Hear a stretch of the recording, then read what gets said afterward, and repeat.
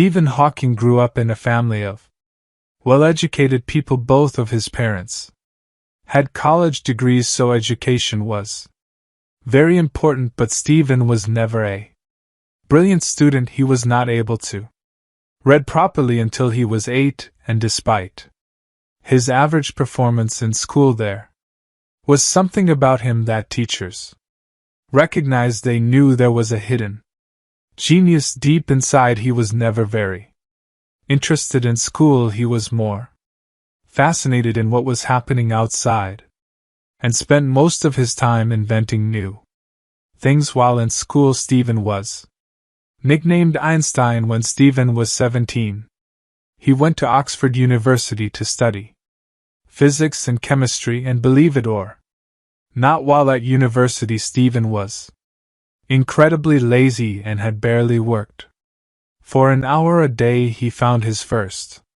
year very boring. I'm not proud of this. I'm just describing my attitude at the time, which I shared with most fellow students. Boredom and feeling nothing was worth making an effort for. After graduating from Oxford University, he went to Cambridge to further his studies in cosmology, but soon Stephen started having some strange physical symptoms.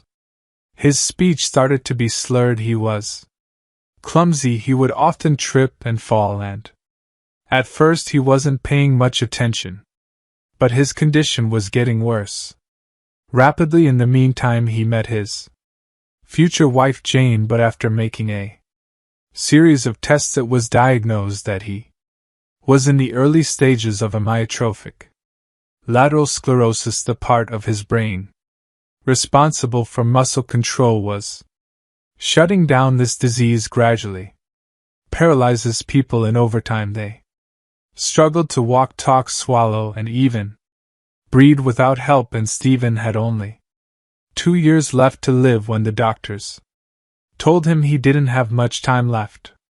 At only 21, something shifted inside of him. Faced with the possibility of dying, Stephen was motivated to make a difference and not be lazy and waste any more precious time, so he dedicated his entire life on his work. He became even more optimistic and married Jane, and they soon had 3 children. When faced with the possibility of an early death, it makes you realize that life is worth living, and there are lots of things you want to do. It is a waste of time to be angry about my disability. One has to get on with life, and I haven't done badly. People won't have time for you if you're always angry or complaining. He became one of the most recognizable, unique, and admired scientists of all time. His incredible work on black holes and the origin of the universe changed the way we think about science. His most famous book, A Brief History of Time, was sold more than 10 million copies. Stephen Hawking is one of the most inspirational people in the world. He had an incredible determination and burning desire to live.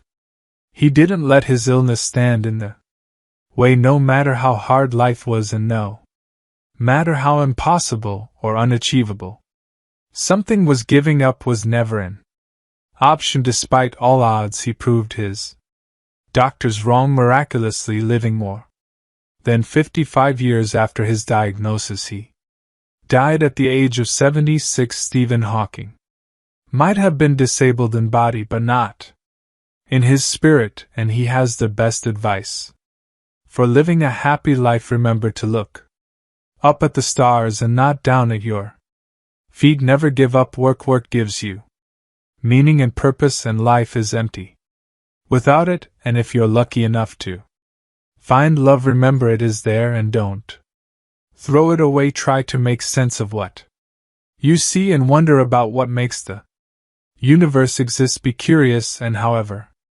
difficult life may seem, there is always something you can do and succeed at it. That you don't just give up. Be brave, be determined, overcome the odds. It can be done. While there is life, there is hope. So what's your story? You